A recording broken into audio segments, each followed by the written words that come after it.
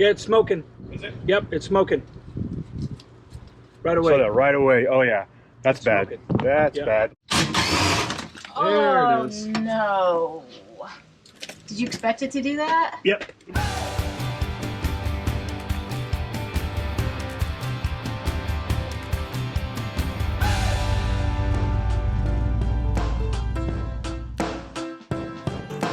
If it ain't broke, don't fix it. If it's working, some just kick it.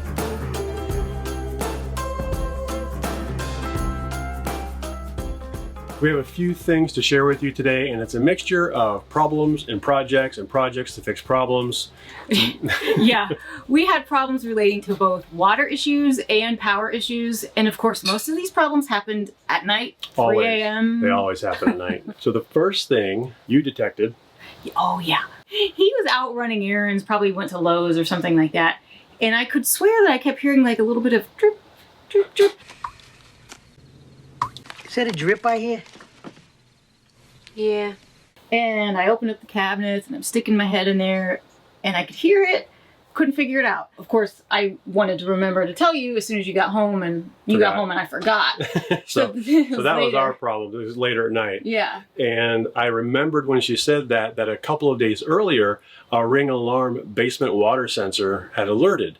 We've had a couple of times where it alerted properly, but it wasn't a big deal. It was just some rain got in, and that's a low point right there. But It didn't was you just go a and tiny- actually check when you Yeah. got that alert? You always Yeah, when check. I got that alert, I peek up over the edge and I looked around to see if there was any like psh, kind of big serious problems.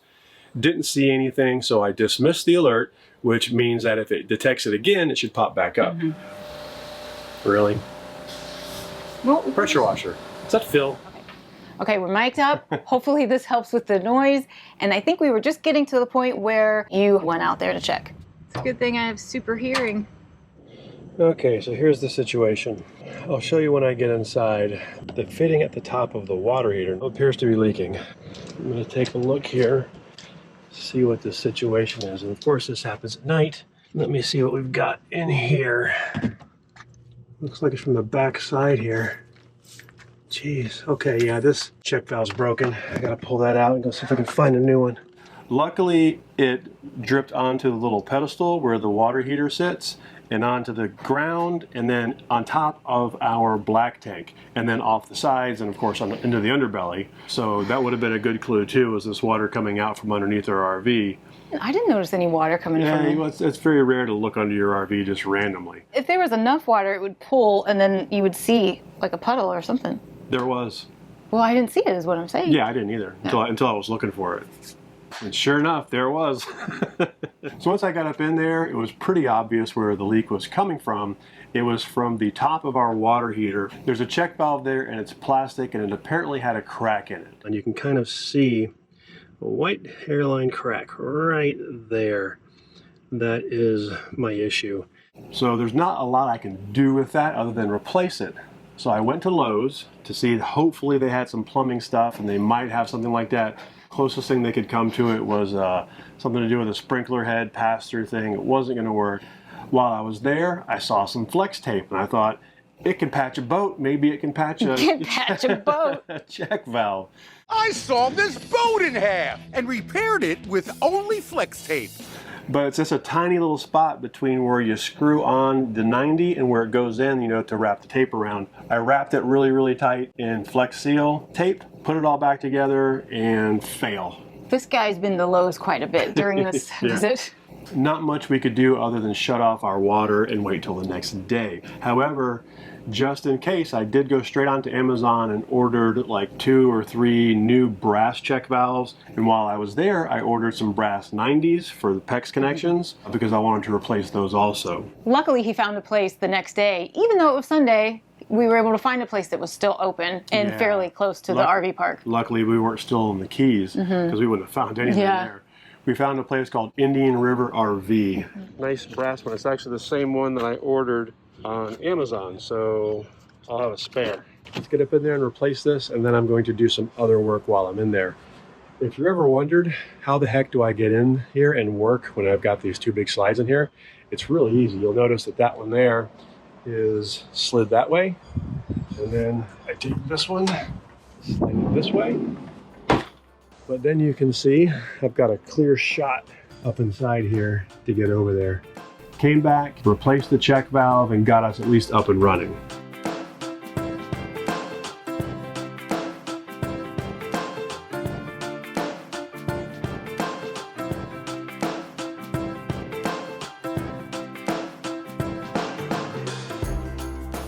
Oh, please don't be leaking, please don't be leaking, please don't be leaking. Looks good from back here. Let's go in. I don't see any leaks. I still want to replace this with brass, but those are on order. I think we're good. And that would have been really all we needed to do to fix the problem, but I wanted to take it just a little bit step further, and I wanted to replace the brass fittings, but I had to wait until Amazon came. So the next day, Amazon delivery arrived, and I replaced the female side connecting onto the check valve. Then I wanted to replace the bottom check valve. And to be honest, I don't know if that one's a check valve or it's just a pass-through, but as long as the check valve is facing the right direction, it should be fine. Okie dokie, got all of the hot water out of the system. I've released all of the pressure in the system and shut off the water, of course. Take this out, let it drain out the bottom. This is just the anode rod.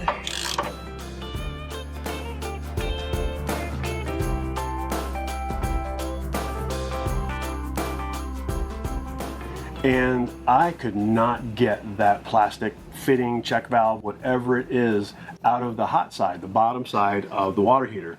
Maybe you didn't twist it hard enough. I twisted it just right. How could you be so sure? So I'm sitting in the basement and I call Todd and I'm like, Todd, who is our friend who's the instructor for the National RV Training Academy. You've heard us talk about him a lot. Oh yeah, he's a master certified technician, so he's seen a lot. And I don't know if they glue these things in there or what, but before I go tearing it apart, I thought I'd call and check with you and see if that's like a thing. Do they glue these in, or do you think it's just stuck? I got channel locks on there.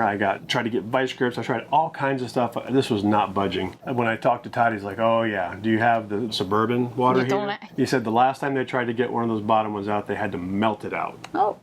I left that plastic one in there, but I did replace the 90 on the bottom with brass, so did what I could there. You know, I do want to, at some point, replace all of the T's and junctions and all those fittings in there with brass eventually. Keep watching this video because we're going to head outside in a little bit and we're going to check underneath the coroplast to see if there is any water damage that was done by this leak. I hope not. Me too. The next issue I noticed as well, and I didn't hesitate to tell him about it. It hit me at 3:30 in the morning. Oh, my darling. Oh, my darling, are you having another nightmare? I woke up because I heard the power go out. I heard, you know, you hear that, and I'm like, uh-oh, what the heck? I'm like, babe, wake up. We just lost power. Oh my God, wonderful. It was like 3:45 in the morning or something like that, of course. And I thought it could have been anything from just a park-wide power outage to something wrong with our rig or whatever. We didn't know. It happens now and again. The breaker on the pedestal blows or power just goes out in a segment of the RV park or the whole RV park. I got outside to see what was going on, and I went over to the breaker box and the breaker was tripped. So I just flipped it over, reset it real quick. I came inside here to see if, you know, maybe it just tripped and would come back on. I was watching our surge guard do its little countdown. It only got to maybe 60 seconds and poof, out again. I was like, okay. So I go outside and I feel the connections. I want to see if any of them are hot. Many of you may have noticed that we have the 90-degree thing on our power connection so that it can come out and hang down straight versus having this, the cord kind of twist. So I feel that. I feel the connection where they're together. I feel the connection where the power cord connects to the 90, and it's hot. And at the time, I didn't think of it, but I tightened it up. It had gotten a little bit loose. I thought maybe that's all it is. Maybe it's just loose. And it had rained. That's what, turns out that's what the problem was. But to get back to the flow of what we did. I gave away the story. She gave it away. So this is pretty new, but I noticed some scorching in here. And thought, well, you know, maybe this is bad. So I took it off and plugged this directly in, you know, kind of like it's designed to do. and powered on the breaker box, and it seems to be smoking. So this connector is just bad. I think it's just had its days. Don't know why after 3 years would be bad, but again, almost constant use for 3 years. But I'm gonna plug it in, to confirm what I was seeing last night at like 3:30 in the morning, because of course that's when these things happen. And now, so I'm just gonna make sure that that's what it is before I drive an hour to Camping World. There's Phil. Our friends Phil and Stacy showed up last night. I'm getting ready to just plug it in again to A, make sure that's what it is, and B, to film it. It's already... Fire extinguisher standing by right there. Yeah. Yeah, it's smoking. Is it? Yep, it's smoking. Right away. So that right away. Oh yeah, that's bad. Smoking. That's Yeah. bad. Let me go turn it off. Turns out it had rained really, really hard. And that connection being loose over time, water got in there. It must have created an arc. Then it had a path and it was just shorting out. Luckily, the surge guard did its job. It didn't turn on power. And the pedestal did its job. It blew the breaker.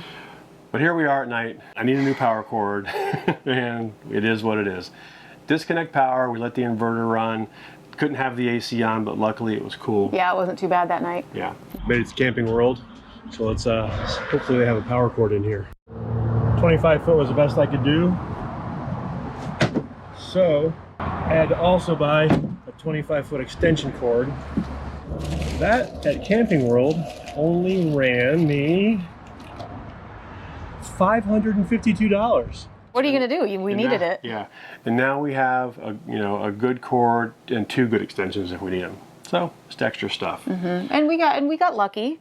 We got lucky, and we were prepared because, like you said, the surge guard did its job, and we got lucky that the pedestal did its job because not every RV park has good quality stuff. So we got lucky.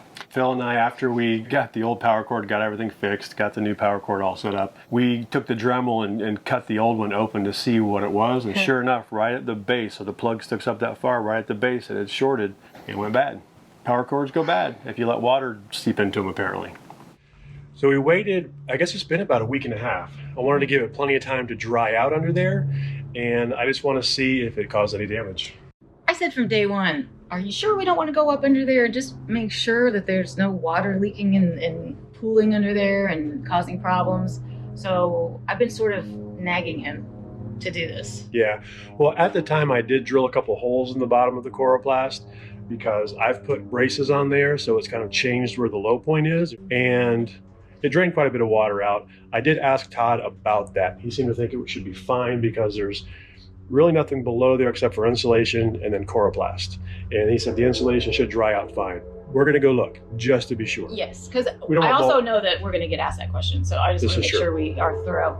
We're doing this for you guys. And there's a train coming, so Of now's a course good there's a time t- for us to and get to it. Yeah, the leak, of course, was right here where the water heater is, but it kind of leaked down below there. It went out this way. If you look under here, you'll notice I've got these extra supports under here because I didn't like the way the Coroplast dipped. You got the fancy blue lights on while you're working? Just because, party lights? Yeah. Better hope that a bunch of water doesn't come pouring out. Oh, the head broke right off that. That's fun. Oh, good. Is it just rusted? Yep. That's probably needs to be replaced anyhow then, right? Yep. When this was leaking, there was water in both kind of sections here. So I'm going to check this one. I'm not going to pull all the lights and everything off. No. I'm going to check this one. And if this one's fine, then the other one's fine. But I'm also going to get up in the basement here and just take another look around at the floor and the wood and make sure that's good. It's not really OSB, but it's some other type of stuff they use under there that's supposed to be water resistant. You talking about the marine grade? The marine grade stuff, yeah. Stuff that people will call OSB, but they say it's not OSB. It's marine grade stuff. That's marine grade stuff, yeah. Okay.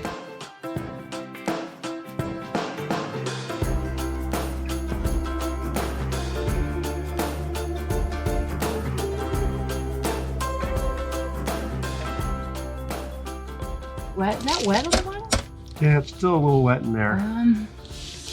So My concern, babe, is it getting moldy because we're in Florida and it's hot outside. Yeah, I should probably drop this down. We're in a perfect place right now to drop this down and leave it Yeah. and let it dry out. If we do that and we open up the chloroplast, we're opening ourselves up to potential rodents being able to get in. Yes. There's a big bunch of wood over here. Knock on wood. We've been Knock on the wood and scare the rodents out. We've been rodent and pest free for 3 years, and I don't want rodents in my house. Well, they're gonna have a nice ramp to come right up inside. Chad, I'm serious. Well, what do you want It's me to not funny. What do you want me to I'm do about it? serious. Well, I don't know, but I don't want rodents in my house. I don't know. I don't want mold and I don't want rodents. So what are we gonna do about it? We're gonna have to take a look in there and make sure nothing got in before we close it back up. Maybe we could set up mouse traps. Pow, pow, pow, pow. Wake up in the middle of the night. Pow, pow, pow. That'll be a new to- video. Norm. Kind of like a lot of things RV life is that, you kind of think something's going to be easy and then it's not. Absolutely. I'll have to reseal this stuff up and go get some more. Oh my gosh. So that's like some of the stuff though that you put on there for the pest deterrent, right? Yeah, but this was on there from the factory. Oh, okay. I'll replace it with some pest Yeah. control.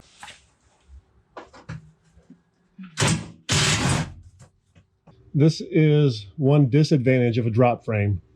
The frame drops and doesn't leave a lot of room down here to work. The way they put the brake line on, it can, the chloroplast can still be dropped and the brake line stay in place. I just realized this could probably be a little tighter. Oh. There it is. No. Did you expect it to do that? Yep, You did. I did. Okay. Yeah, this is still wet, so we'll definitely let that dry. Yeah, and see, look, it looks mildewy. Look, here, take this and show. It's not mildew, it's just wet. That could very easily turn to mildew, though, especially in Florida with the humidity and stuff. Yeah. It's making me feel very, very vulnerable. Well, at least there are no paths between the basement and the inside. That's all sealed. So we have a couple of these anti-rodent packets I'm going to put down here. I'm going to call our buddy Todd. I'm going to ask him what he thinks about if I should replace this while I got the chloroplast down. Of course, I'd have to drop probably the whole... Oh, it seems like way too big of a project. Yeah. The thing is, too, I mean, it's probably got a little bit of water on the other section up there. But I think it'd be kind of fun. This doesn't look like fun. This looks like the fun that we were planning on having is slowly drifting away, fading away off into the distance. Bye, fun. See you around. Back to projects. That was fun. Yeah, I always love just tearing the RV apart on the bottom. I mean, that literally was like, let's just rip out the underbelly. Yeah, it's kind of neat to see what it looks like under there. I'm going to do a little more exploration before I put it all back together. Right. You did get a hold of Todd, and what did he tell you to do? Yeah, like when we talked about before, as long as it dries out, it's fine. The trouble is, I think it's going to take a long time to dry. It would probably be okay, but we went ahead and dropped it. We're going to let it air out and dry off. And he said, as a precautionary measure, what we can do is take some straight hydrogen peroxide in a spray bottle, spray it all down there. That'll kill any maybe mold spores that have started. Let that dry up and put it all back up. We should be good. I don't need to go tearing the whole thing out and replacing all of the insulation, which is good. So it's been 3 days, and this stuff has not dried out at all, as you can see. So I went to Lowe's, got some replacement insulation, single batt, meaning it's got batting on one side, and I am replacing it all. As you can see, I've got it all ready to go here, just need to button it up.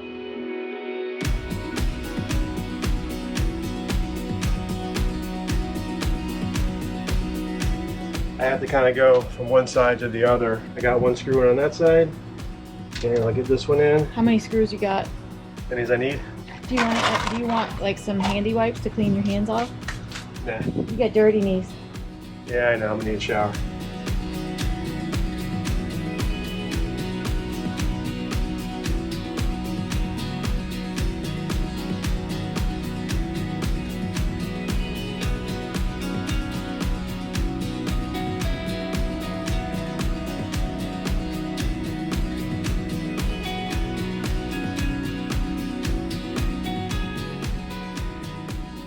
once you put the coroplast back up and attach that, you are going to put the great stuff to seal it up again. Yep, and I'll use the pet block kind. Before I put it all back up, I'll do a thorough inspection. I'll make some like mouse calls or something. Maybe we'll get a cat. We'll send a cat up in Our there. vicious guard dog will attack any pest that comes in this house, right? That's right. Oh my goodness. So if anything changes or there are updates, and that does happen, check the blog post and the description down below. I always update that. It's easier to see in the blog post because I can highlight it yellow and say update. So it's more obvious than it is in the description down below, but I would still put them in both places. Oh yeah, and if you saw that 3 blue container thing underneath in the basement while he was working. Yeah, that's a triple water filter system from ClearSource that we want to do more testing before we bring that out to you guys. So stay tuned for that. That's it. Bye. Naturally. I don't need mold in my living quarters. What? Oh, see if the light was on. Maybe I can tell if it's okay. recording or not. You worry about yourself. Why about yourself? Why about yourself? Can I help? No. You don't want me to let you know if the camera's on? Baby, I can see that it's on. Okay. It's in my first rodeo. Phil's out there. He just turned, say hi, Phil.